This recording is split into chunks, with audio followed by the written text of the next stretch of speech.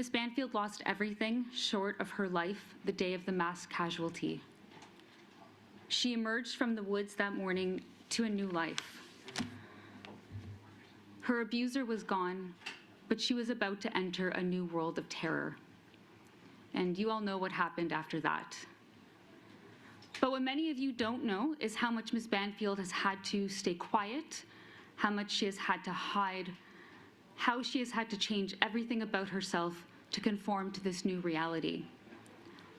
Once warm and welcoming, Ms. Banfield was forced to become closed and untrusting. She has faced prosecution in every form. Though there have been moments of relief for her, they've been far and few between. Certainly, her criminal charges being withdrawn was one of those moments. The closing submissions before this commission was another. And during the course of the last 3 years, as I've already told the commission before, Ms. Banfield wanted nothing more than to share her story so that it could help others. And this report has gone above and beyond in doing that. We are very pleased with its findings and recommendations. Victims of domestic violence and gender-based violence are given a voice like never before. Their plight illustrated in this report with such clarity. Coercive control is explained in such a way that perhaps it will begin to be referred to more regularly in everyday discourse. Because it is everywhere. We have seen it. We just didn't know what to call it. This report highlights what we as a society did not know and educates us to be better going forward. Our hope is that it encourages victims of domestic and gender-based violence to feel more comfortable speaking their truths and coming forward.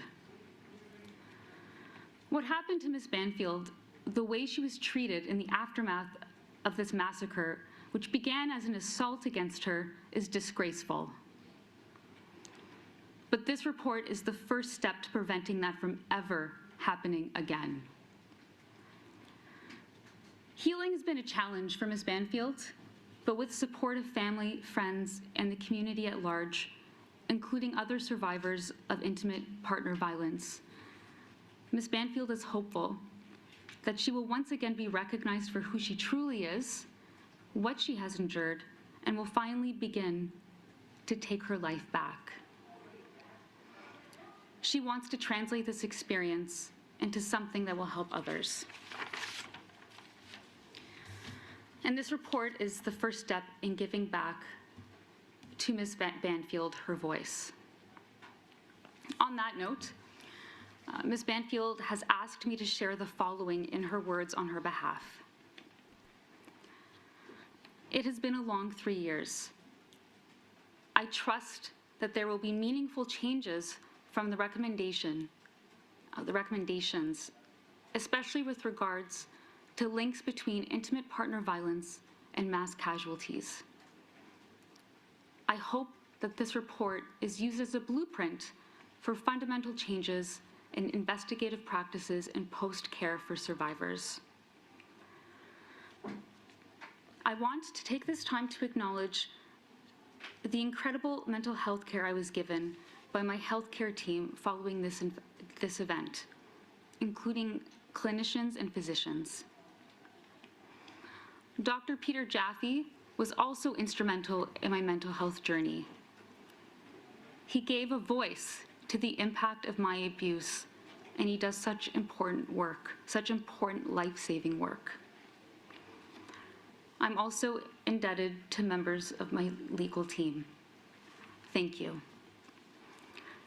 Ms. Banfield and I also extend a very deep thank you to the Commission for its time, preparation, thoughtful decision-making, and execution of an extraordinary mandate.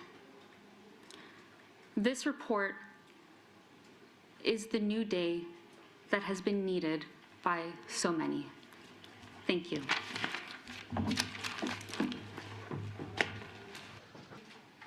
count to 10 for me, please, sir? Just One. check your microphone.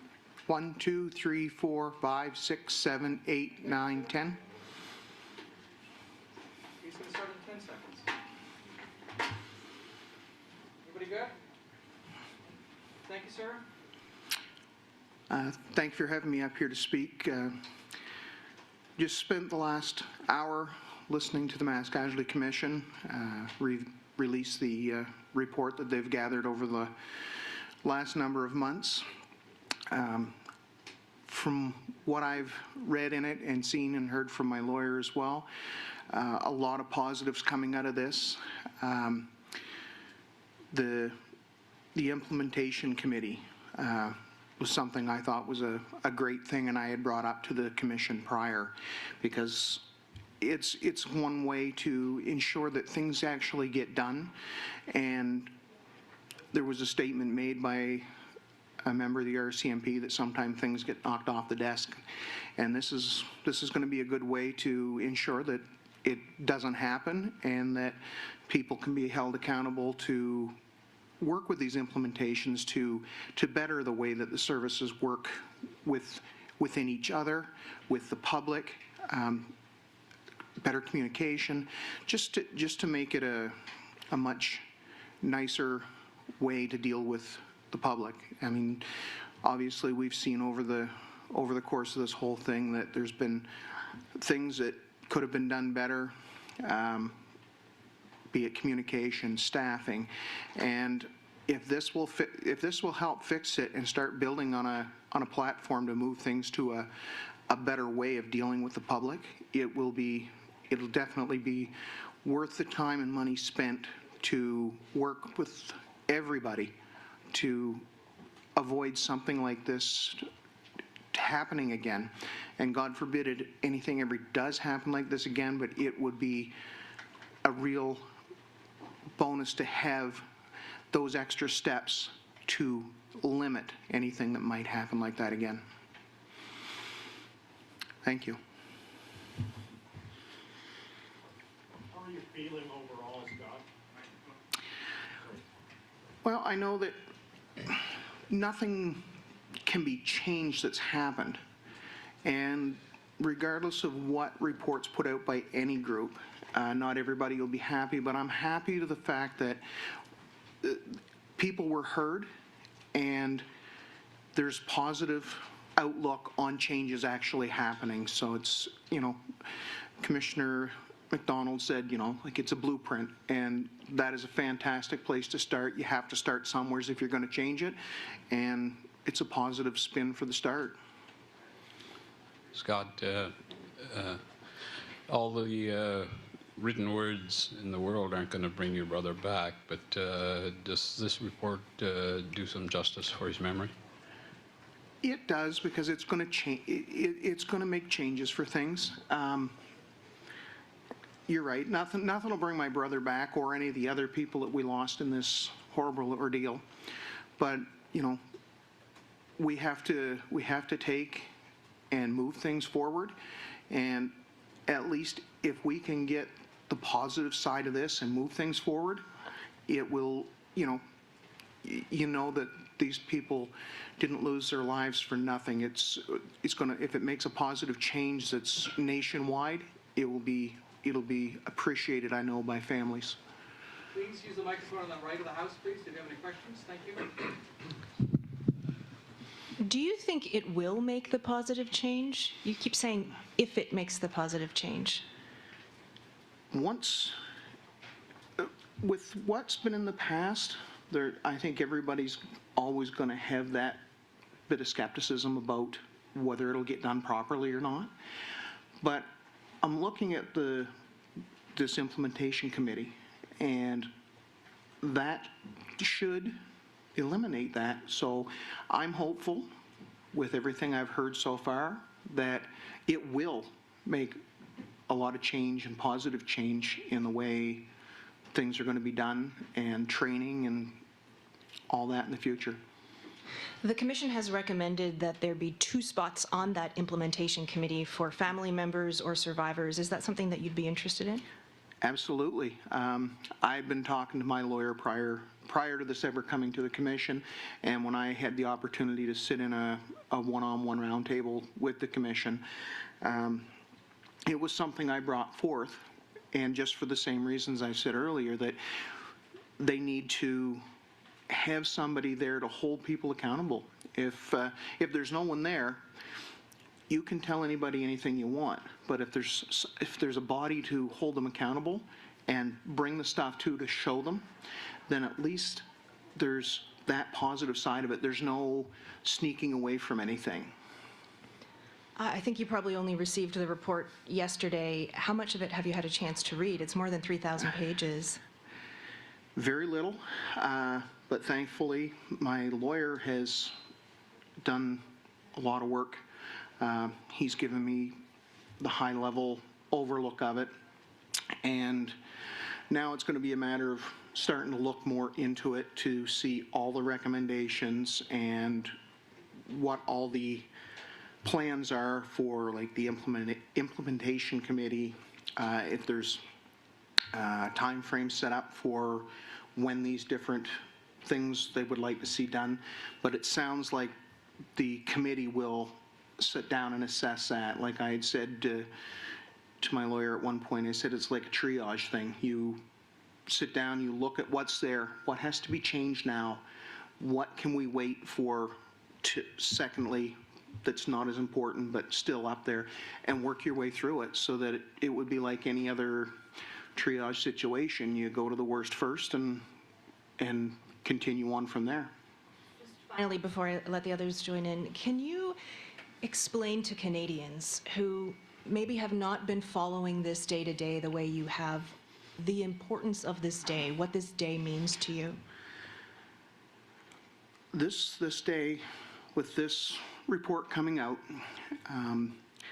where it's supported by the provincial governments, federal government, it's now at that level where the federal government is seeing this, and now we've got the backing of the federal government for something like this and the provincial governments. So it should be great to have things move forward and having that support. Like, it's a, you know, just to know that you've got a governing body that is backing stuff and willing to work with everybody else to get things done. 1 second, please. Thank you, sir. Scott, today with the release of this final report, that's the end of the Mass Casualty Commission. A lot of folks are going to start turning their attention elsewhere, for better or for worse. What happens with you now? What happens with the other victims' families now? I feel that this is just a chapter that's being closed now. There's still a lot of stuff to be done, especially with the recommendations and such. And I know there's a lot of other things. It's going to give some sort of closure because this chapter of things is done. So I know some families just want to be, you know, they want to finish and have them, you know, try and get their lives into some kind of normal routine again. It'll never be the same for anybody, but just to have this report and know that the families and the public have been heard is a fantastic thing. You know, nothing can be changed, but we gotta move forward with everything. You said that you'd be pleased to help out with the committee. Does that help you in sort of processing all this? It does. I've tried to be on the positive side of a lot of stuff from the beginning of this. Hasn't been easy for a lot of people. I know a lot of the family members that I've met through this ordeal. You know, they're never going to be the same ever. I work in the federal law enforcement system as well, And, I mean, I deal with the ones that have caused the issues for a lot of people, so, I mean, I've seen a lot of that too. And it's, you know, we just need to get this fixed. I mean, there's just so much that can be changed. I know it can't be changed overnight, but, you know, this is the start. So, new chapter. One last quick one. You mentioned you're a triage of things. What to your mind is the, you know, you said start with the worst and then go on from there. What to your mind is the worst? Where do you start? What's the most important? I think a big thing right now would be the communication piece. I know there was lack of communication between interagencies, first responders, the public, and the victims and the families, survivors. Some of that communication, especially the communication within the agencies, would have made a huge difference just with that. Moving on to being part of that, I guess, the Alert Ready system. Now, I know they've been using that a lot since then, and I think it's great, but I think it still needs more work.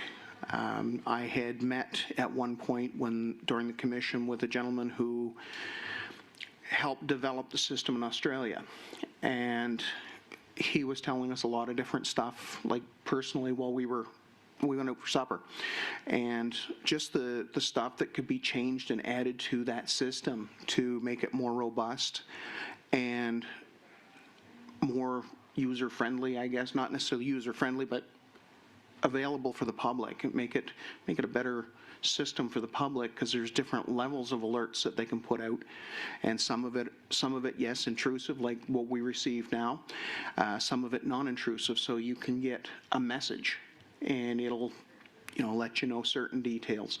And I've said since the beginning, I mean, people are always looking to, well, when do we use it? Well, if you've got a situation that you feel is needing that alert, put it out, and you can always close it up, shut it down afterwards if things have changed. You know, you can, or put a non-intrusive out, and if it needs to be pushed up to an intrusive alert, at least people are getting that, and it's not just something out on Twitter or a news feed, a media feed of some sort that not everybody's going to follow. Thanks for telling us, Scott. Hello, Adrian Blanc with Radio Canada. You had the chance of saying a few words to the Prime Minister. Would you mind sharing with us what you wanted to tell him? I managed to talk to Mr. Trudeau just for a few short minutes, just to try and set up even a Zoom meeting or something, just to have conversation with him.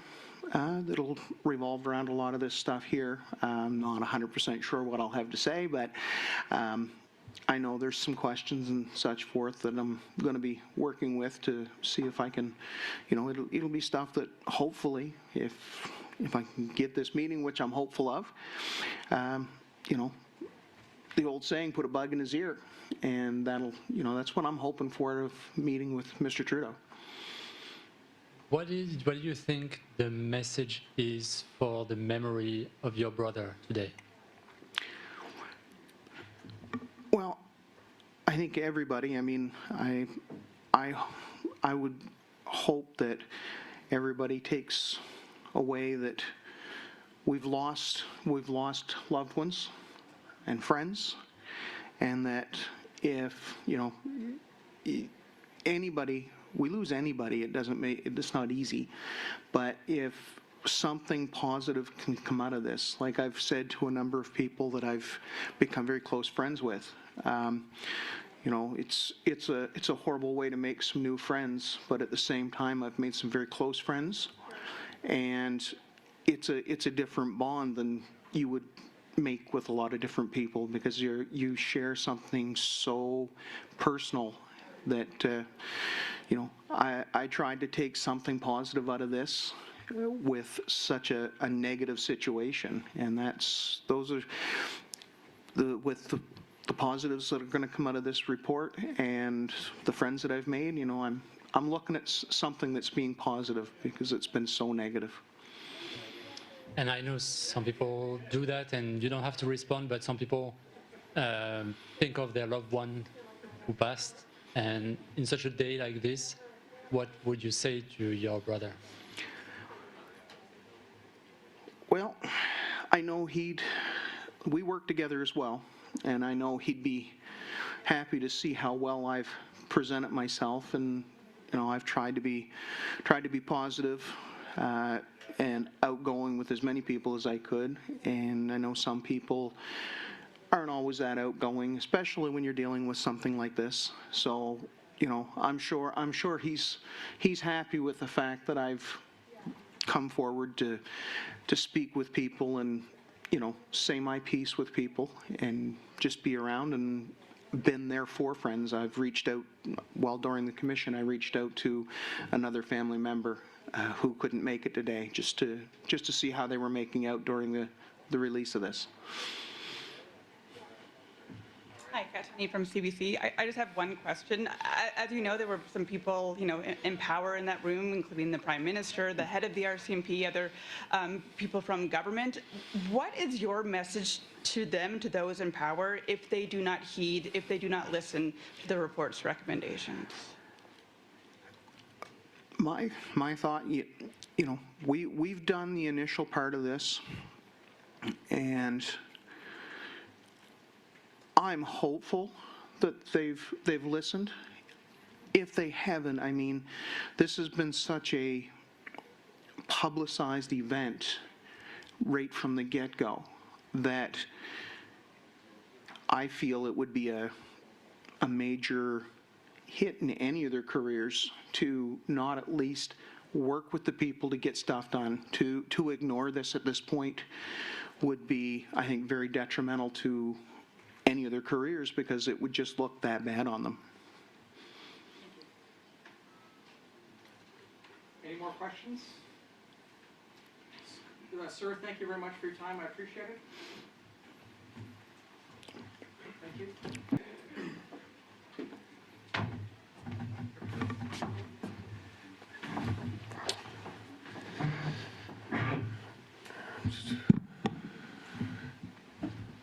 Afternoon. Tim Houston, Premier of Nova Scotia. Good? Sounds good. Good afternoon, everyone. What a day. I mean, certainly, first off, I just want to say our hearts are with the families. It's been such a you know, the emotions of the last 3 years, I guess, the lows that they've experienced, and just to be here with them today was really important to me personally, and it's important for the province. So, you know, they're never far from my thoughts and from my heart. So it was nice to see some of them today and chat with them. But a significant day with the tabling of a report. So I'm happy to take any questions. Premier, do you commit to implementing all of the recommendations in the report within the province's purview and within the timelines laid out in the report in such cases where there are timelines? Yeah, so 3,000 pages for sure. There's a lot. I mean, I thank the commissioners and everyone who contributed to the compilation of the report. So lots of recommendations, lots to think about. So what I would say, the commitment of the province is very strong for safer communities, for sure. And you know, starting with one of the recommendations that the Commissioner McDonald, I think, was talking about today was just to have an oversight committee to make sure that things get done in cooperation with the federal government. So we're on board for that, starting there for sure, and our commitment to safer communities is strong. So we'll be going through the report. We'll take it. There's a lot of work that's gone into it. We'll take it with respect, and we'll do what we can to make communities safer as quickly as we can. The report says that funding for preventing gender-based violence has been inadequate for many years and has contributed, and I'm quoting, to endangering women's lives. What are you going to do about that? Yeah, so we'll take, certainly we work with a number of groups and not-for-profits and listen to people, Nova Scotians, every single day. So, we want to address that. I know we have a few projects we're funding at the moment, I think, but I guess what I would say is there was a lot of talk from the commissioner today, which really caught my attention, and it was just about the needs around gender-based, but the needs around, rural, supporting rural as well across the urban bias and things like that. So what I would say is we take this report and take it very seriously. We have a great respect for the findings of the report and what is possible to make our communities safer. We will be acting on for sure. Premier, good afternoon. Brett Ruskin, CBC News. It's still very early in the formation of different programs for mental health support, but one of the recommendations in the report says that the federal government should be providing money to the province of Nova Scotia for a mental health program, and that amount should equal the amount of subsidy that the country, that federally provides Nova Scotia for the cost of RCMP policing. How much is that cost? I mean, look, we'll go through. There's a number of recommendations in the report, specifically around funding, specifically around cooperation with the federal government. I did have a chance, to speak to the federal ministers and also the Prime Minister, and assure them that we're in Nova Scotia. We're committed to safer communities. We're committed to acting on the recommendations, and I believe they are as well. So all of these things. There's a financial cost to them. To every one of these implementations, but that financial cost, I mean, we only put that in perspective of the emotional cost, the cost of feeling safe in your communities, the value of that. So I think what I would say on behalf of the province is, we're committed to working through the recommendations. We're committed to working through the federal government. We'll work on the funding arrangements, but the funding arrangements will never outstrip the public safety element of it. One other question falling kind of directly into the provincial mandate, and one of the earliest deadlines is a May 1st deadline for a mental health support network for those counties, for those communities affected, Colchester, Cumberland counties, by May 1st. Is that something that the province will provide, can provide?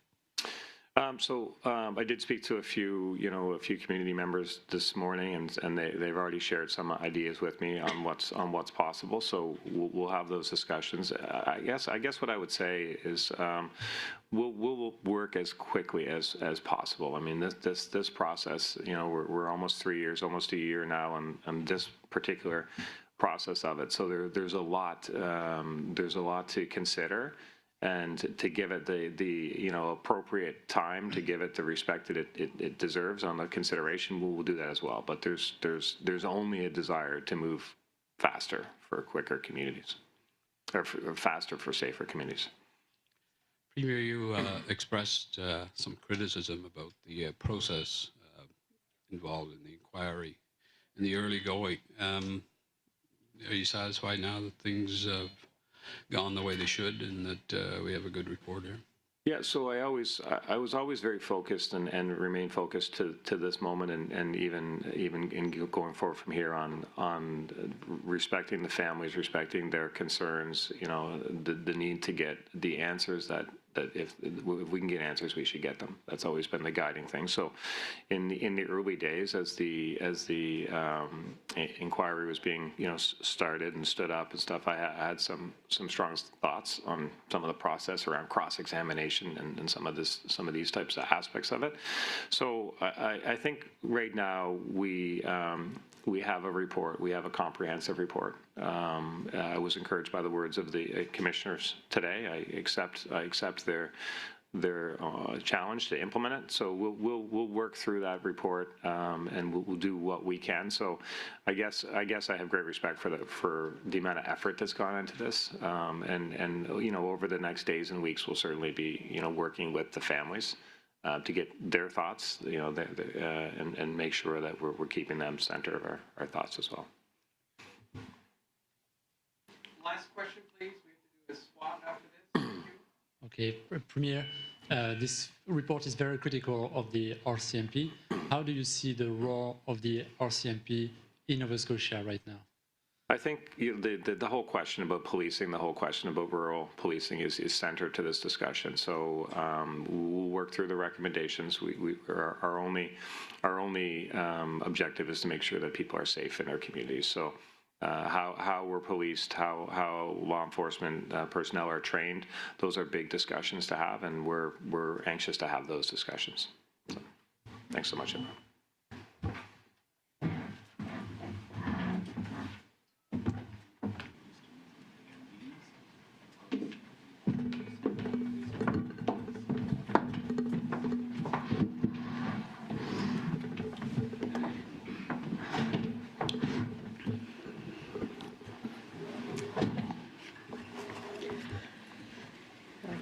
Hello, bonjour. Thank you for joining us this afternoon. My name is Sarah Simpson, Senior Communications Advisor with the Mass Casualty Commission. We have 45 minutes for questions today. You can ask one question and one follow-up. We also do have media on the line, and we know time is tight, so we'll do keep it tight, keep it quick if we can.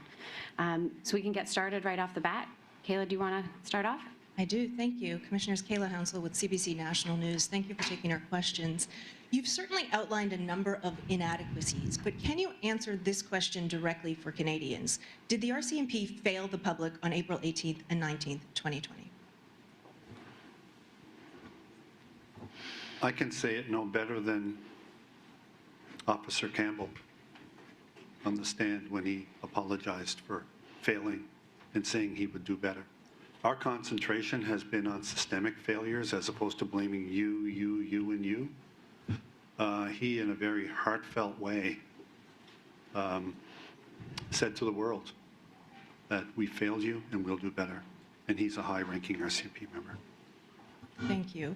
A number of your recommendations outline putting together advisory groups to study national issues and national strategies. Do we really need more studying after the Mass Casualty Commission? Yes, we do. Oh, I'm sorry. You go ahead. Sorry, I was going to say they're advisory groups. They're not more study. They're input. So what we talk about is a community-centered approach and collaborative approach. And community safety requires all the partners to be at the table and talking with one another. So it's not more study. It's how do we get this done in a good way so that it's cohesive, coherent, collaborative, and actually gets us where we want to go. Excellent. Next question. Hi. Tim, go ahead. Tim Busquet, Halifax Examiner. The report, and we just heard from Ms. Zita, she praised the report on its analysis of what happened with Lisa Banfield and also the suggestions moving forward. I have a specific question, though, which is what I did not read in the report. It's long, maybe I missed it. Was anything that could be done to make Ms. Banfield whole now, specifically?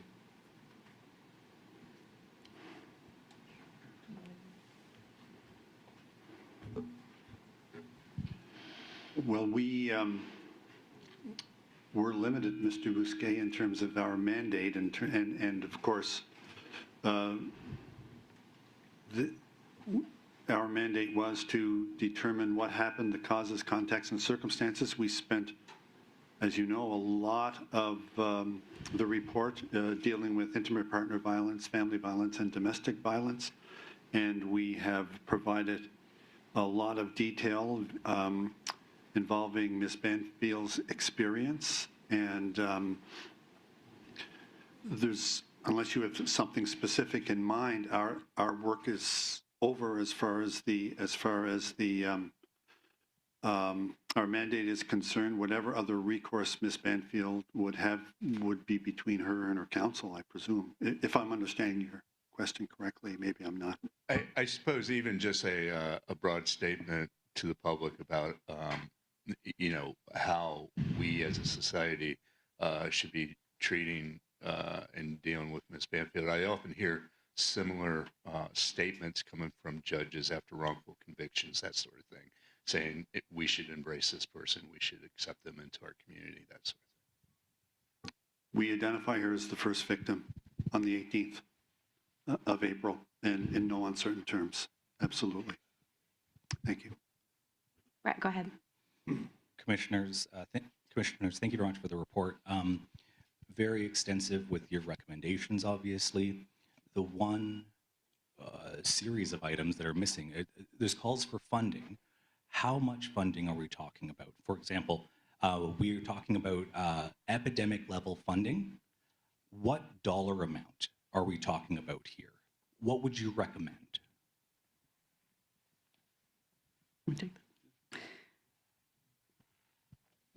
As you mentioned, we've done very extensive report with a lot of recommendations.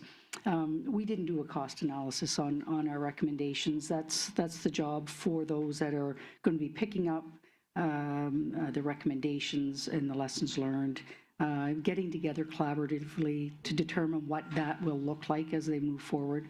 So there's a lot, as we said in our remarks, there's a lot of work left to be done and costing some of those out. One of the things I think is really important is that we did call for governments and institutions to put crime prevention and law enforcement on equal footing. And so I think if that helps at all, that is part of the formula that we would expect people to weave into rolling out our implementation plan. And it was clear that you mentioned other reports that took place that have happened in the past that have called for reformation to the RCMP, 2007, 2020. What will happen? What needs to happen to ensure that 2023 isn't added to that list? There's a whole section of the report on management culture in the RCMP, and there's some fairly straightforward ways in which culture can be shifted within a large organization, and we lay those out. So it's, I think, time for the RCMP to really take a look at how its culture operates. But that part of it is what we talk about as well in Volume 5. We have a whole section on everyday policing. So improving the note-taking, improving the supervision, improving overall openness and transparency in how decisions are made, in direction between advisory bodies, police boards, and so on. And so there's a number of concrete ways set out in the report for them to actually take on board, okay, we've been told this many times, but how on earth do we do it? Well, we've provided some very clear advice on that. Heidi, go ahead. Hi, Heidi Petracek with CTV. Just following up on that, based on the testimony you heard from RCMP commanding officers, based on all the evidence you have seen, how confident are you that the RCMP can achieve the things you were talking about with the roadmap you've provided? I remain confident. We took a look at community safety as opposed to just policing and have made it clear. I mean, it was poignant when Addie McCollum said, I would have so much more time if I didn't have to do things I'm not comfortable with, like mental health calls. So we took a community safety approach as opposed to just policing. And I'm confident that that's going to resonate because they should be doing what they're really good at. They should be better trained at doing what they can be really good at and educated. And with a community safety integrated approach, we can carve out what they should be doing. And honestly, I see that as a potential win-win. As a follow-up question, RCMP management, you do talk about, you know, they need to admit mistakes. Do you think that culture change can happen based on being in policing and in the justice system? I don't think it's only a question of do we think that it can change, it must change, and we're very clear in that. It's imperative that police leaders get on board with making meaningful change and ensuring that they are engaging others in doing so. And so it's not a matter of can they must. And we've seen many reports that have called for transformation The federal government has made a commitment to that in the past on modernization and transformation in policing. And I think it's really important as well that this isn't just something that is directed at the RCMP in Canada. This is policing in Canada, and it's time to rethink the roles and responsibilities and how to share the responsibility of community safety and well-being for everyone.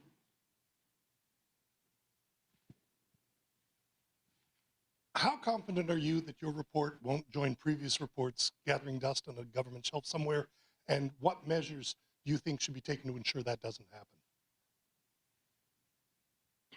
So volume 6 of the report is called Implementation, a Shared Responsibility to Act. And what we suggest, and a number of the participants provided contribution to that recommendation, that there be a mutual accountability body that the federal governments and the provincial government set up, but that includes members from key communities, that includes representatives of those most affected, and has the responsibility to report publicly on the implementation of the recommendations. We've had commitments from governments today that the recommendations will be implemented. So the first thing they should probably do is set up that accountability body and make sure that it happens. But we've asked for transparency and accountability in the implementation of the recommendations, and we've also provided guidance or suggestions to people who are individuals in communities, who are members of community organizations, who are leaders in policing, in provincial departments and federal departments, of what they can do to start right away. How many stakeholders, I realize that they've only had a few hours to look at it, but have you had any feedback from any stakeholders about their willingness to become involved in this oversight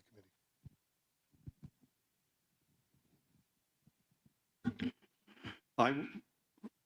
Just going by the proceedings, you know, they were helpful recommendations. I think Scott McLeod, for one, said it, and others have said it. My sense of the room is they would be lining up to be part of it. The community-based organizations, the participants, surely nobody would turn down an invitation to make communities safer, given the group we've identified, you know, police, first responders. I remain optimistic that they will, their feet will be held to the fire in a transparent way. Thank you. You can go ahead. Hi, my name is Lindsay Jones. I'm with the Globe and Mail. And my question is around Lisa Banfield, kind of jumping off what Tim Bousquet had asked. So in your report, in the executive summary, I read that the RCMP did not treat Lisa Banfield as a surviving victim of the mass casualty, and that, you know, that she wasn't treated as an important witness who required careful debriefing and someone who would need support services. Can you explain how you came to that conclusion? What factors led you to that conclusion, please? 4 interviews with the RCMP, 5 interviews, I think, with us, a lot of interviews. Her very emotional, poignant testimony before us, and her reenactment. It appears that Lisa Banfield, for 19 years, not appears, it's clear, for 19 years, was abused by her spouse, and it culminated on April 18th. And we highlight that she was clearly the first victim, and our view, as is stated in the report, that she ought to have been immediately recognized as such. Just to follow up on that, can you explain what what were the failings within the RCMP that that you noted that led her to be not treated appropriately as a victim? No, go ahead. So the details are laid out in the volumes, but she was not appropriately debriefed. She was an injured person who had just survived a night in the woods after quite an ordeal. And she was not interviewed in a way that we've set out would have been an appropriate way to interview someone with the kind of injuries that she'd had and the experience that she'd had. And then over time, although she had been told that she was not a suspect in any way, it became apparent that she had not been provided with the information that indeed she was being looked at, because ultimately the RCMP put forward charges against her. And so that is all set out in the report. Adrian, go ahead. Hello, Adrian Black with Radio-Canada. There's still unknown about the origin of the money that the perpetrator had. I think $200,000 and then $400,000. You mentioned that in the report, but I don't see any recommendation regarding financial misdealings, recommendations to FinTrack of what we've seen in other commission reports. Could you explain why? That's a very good question. We did a thorough investigation and it accounted to the best of our ability to account for the funds that were in the possession of the perpetrator. The area of information sharing and collaboration amongst law enforcement agencies and partners, FinTrack would definitely be part of that network. They currently work closely with police on various investigations, and I would expect that with respect to our emphasis on sharing of information between law enforcement agencies and public safety partners, that they would be included in that work going forward. Thank you for your question. Steve? Hi, Steve McKinley from the Toronto Star. Throughout this process, there's been, the Commission has faced some criticism for its trauma-sensitive approach. And there's been allegations from lawyers, who are upset at the fact they didn't get a chance to cross-question witnesses. And they feel that that leads to a lack of trust in the Commission, a lack of trust in some of the people who were not allowed to be cross-examined on their testimonies. Looking back on it now, do you have any thoughts on how to modify, perhaps, that trauma-informed approach? Honestly, I'm pleased that the trauma-informed approach was part of our mandate, and applying restorative principles was part of our mandate. I've been a lawyer and then a judge on the Court of Appeal for over 45 years. Day in, day out, I've dealt with witnesses. I've questioned my own witnesses. I've cross-examined witnesses. I have, as a judge, witnessed examinations and cross-examinations as appeal court judge, looked at thousands of people. Respectfully, I have some experience in how to get information from witnesses. And the default that cross-examination is the only way to get at the truth is just wrong. It's important. Don't get me wrong, it's important, and I said this in my opening remarks. If someone's trying to mislead you, yes, it's very important. But our goal as an inquiry is to set witnesses up to get the best possible information from them. If you're a lawyer and your client's being cross-examined, the typical advice is don't volunteer anything. Tell the truth, don't volunteer anything. Say yes, no, or I don't remember, if you don't remember. Obviously, to be truthful. That's not what an inquiry is all about. An inquiry is all about getting the information they have, calling them in instead of calling them out. And it's just wrong, respectfully, to say that everybody has to be cross-examined. No, everybody, we owe it to the people, the memory of the lives taken, the people of Nova Scotia and the people of Canada, to get the best information.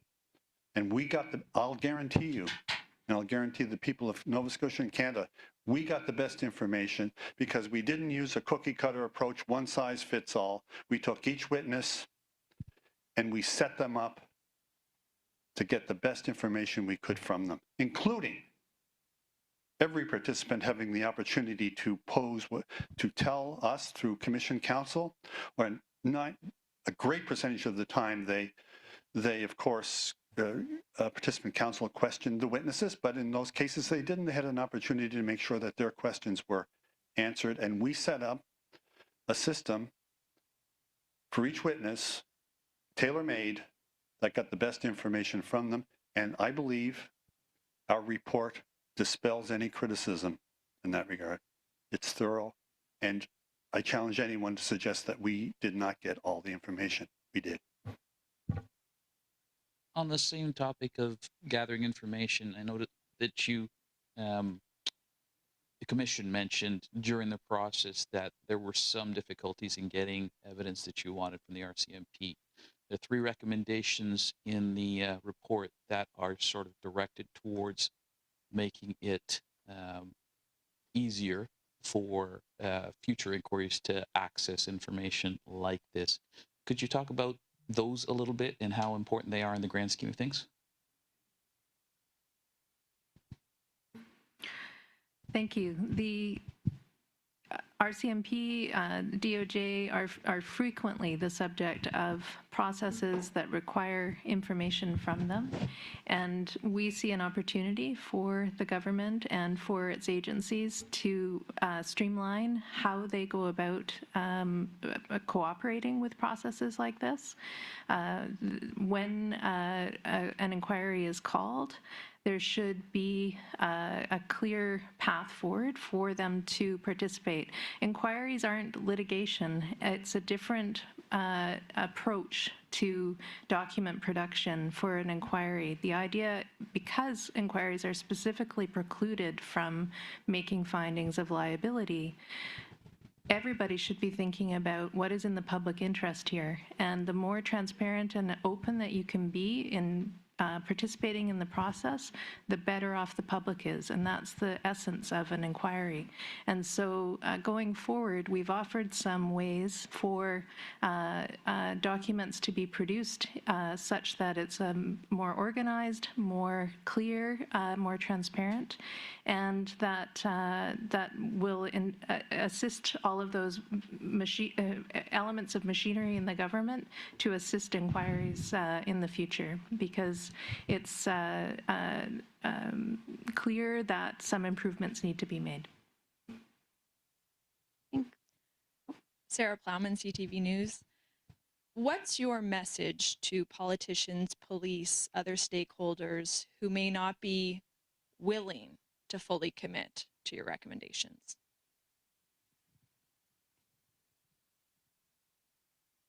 I'll speak certainly on the police messaging, and others hopefully will hear the same message, is that we've laid it out very clearly that there needs to be a commitment to prevention first. And I've often said throughout my 34 years in policing, when the police are called to respond, we have already collectively failed as a society. We need to get out ahead of harm and violence in the first instance. And when it does happen, we have to be really well prepared. We have to be prepared to deal with the unexpected. We have to be prepared to deal with the harm and the fallout and the impacts on communities and families. Continuing to do public safety the way we have been doing in the 21st century isn't an option. When we look at, for example, police training in Canada, we're still following a 26-week model in 2023 that has been around for I don't know how many years. I think Depot was established in the 1800s. It is insufficient in this day and age.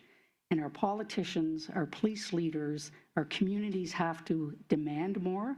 We have to set people up, be able to learn more, learn from past mistakes, and make changes going forward, because the status quo in policing and public safety and community safety and well-being isn't cutting it. And it's clear. And we've laid that out in our report.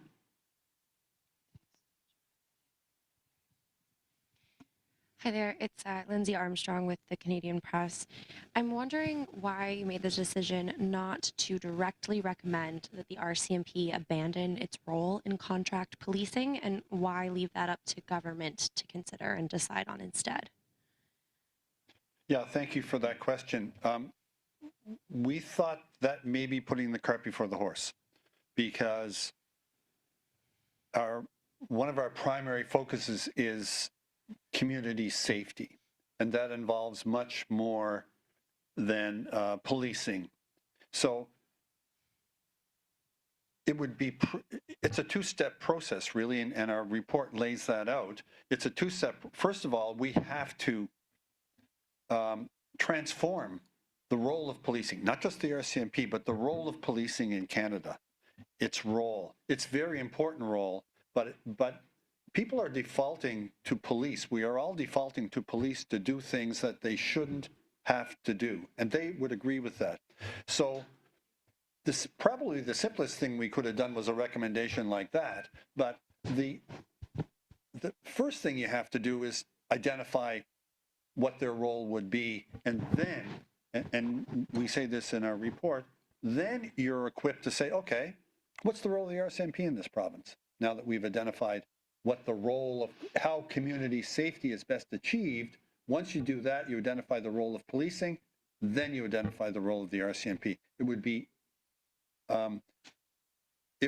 starting with the second step, if you will, as opposed to the first step. Thank you. Are you concerned at all that in the meantime, there will be continual issues in the contract policing model? Well, we've, I think it was Haley Creighton, I think, spoke to us several times. They're looking for, they're working on minimum standards, and I can't recall the exact deadline, but I knew it was imminent that they would be releasing it. They have done and are doing steps to address the obvious concerns that the mass casualty revealed.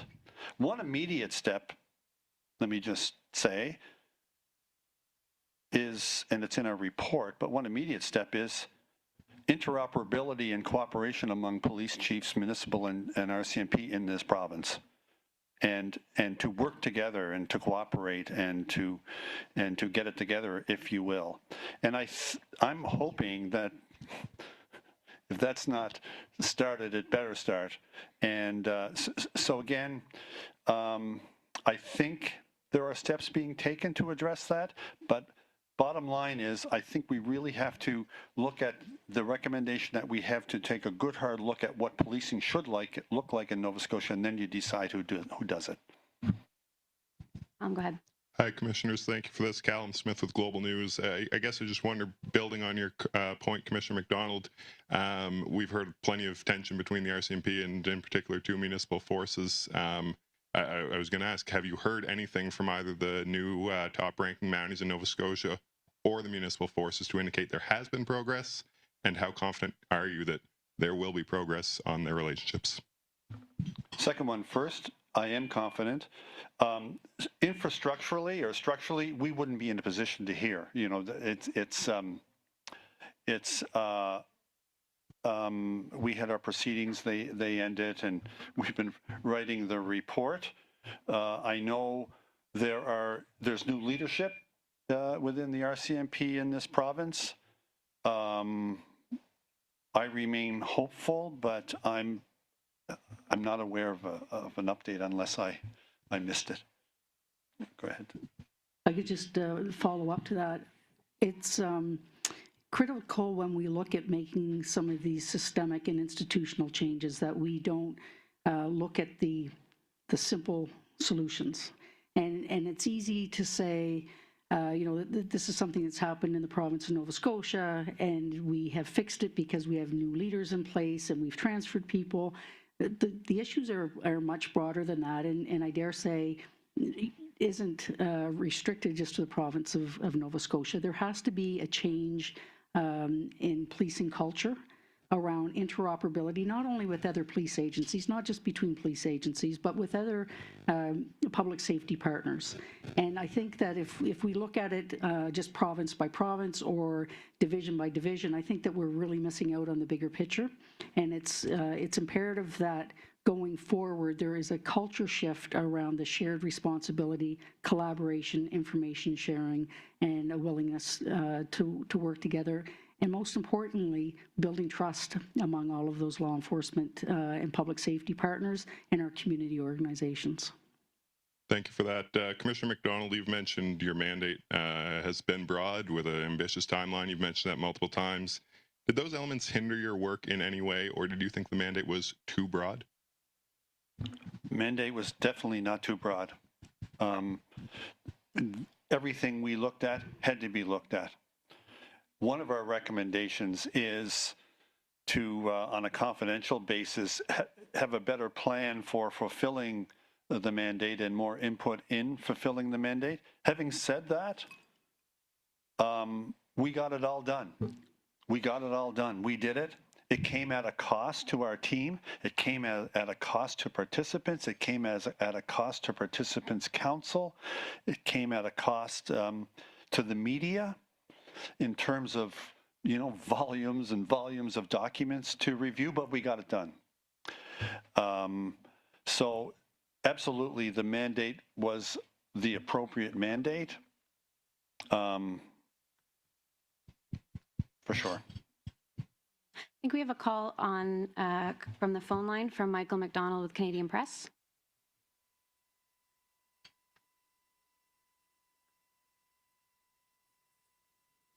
I can't find my... We can hear you. Oh, can you hear me? We can. Yes, I'm sorry about that. Thank you for the opportunity. Commissioner McDonald, the reports that you issued today have called for changes to RCMP oversight in particular. What is the most important change that you would like to see on that front? What struck me during the proceedings was that the civilian, I'm probably going to get the name wrong, but the Civilian Oversight Review Board for the RCMP was budget dependent.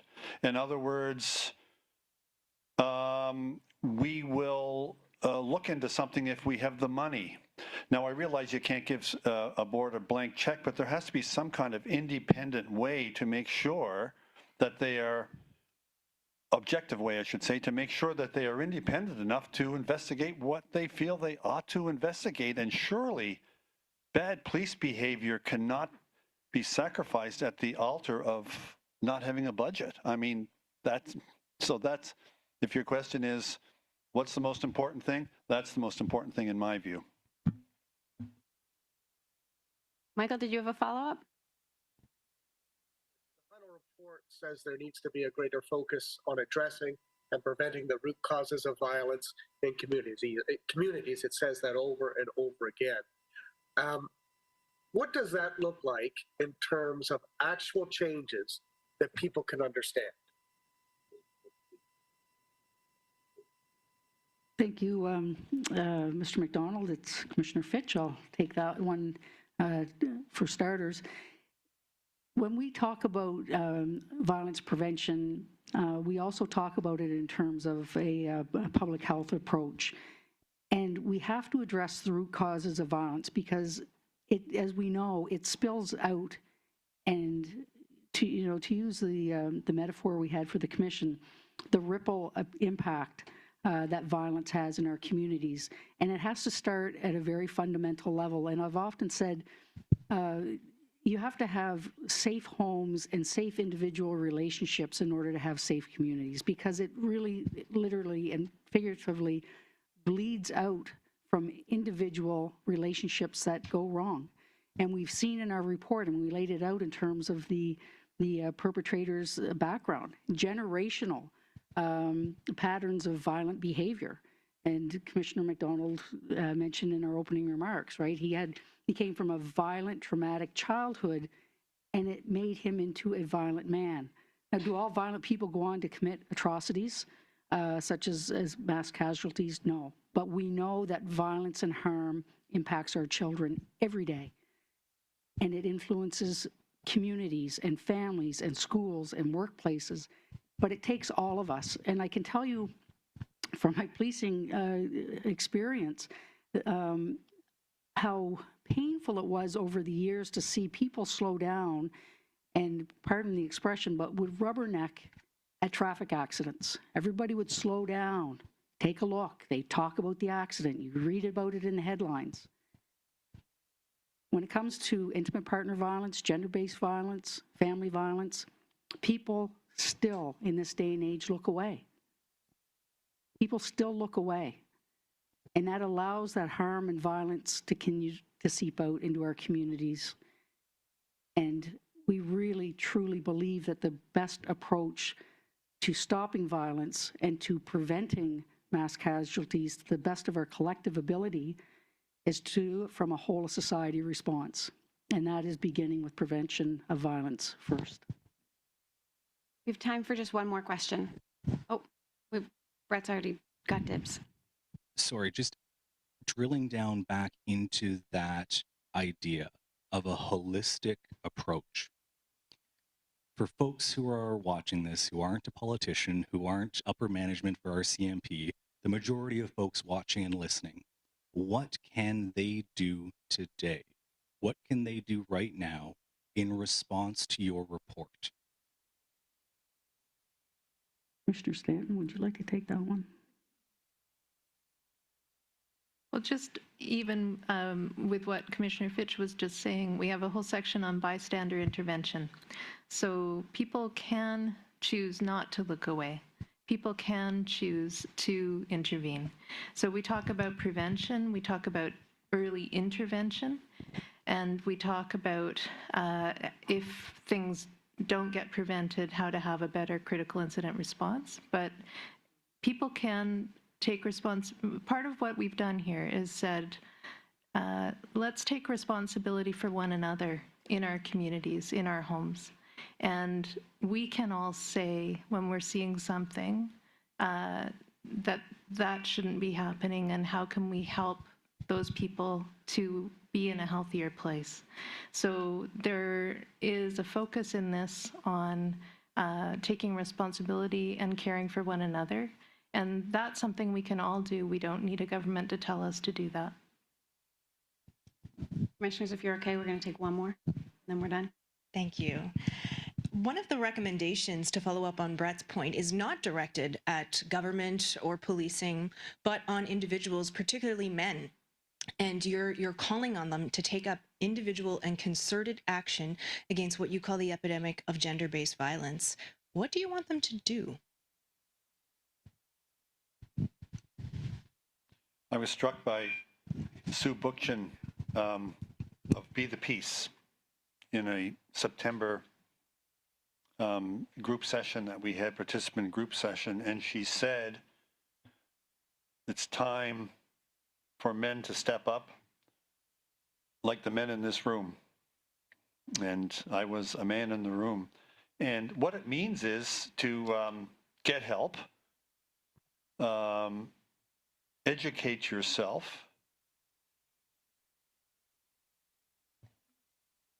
be humble and honest with yourself. And I think men have a leader, like women have been carrying through community-based organizations the burden of protecting women almost exclusively for far too long. It's time for men to step up in leadership roles and speak out. We spoke out in our report. I'm speaking out now. So men who would be perpetrators, we have to educate. We have to have services available for them.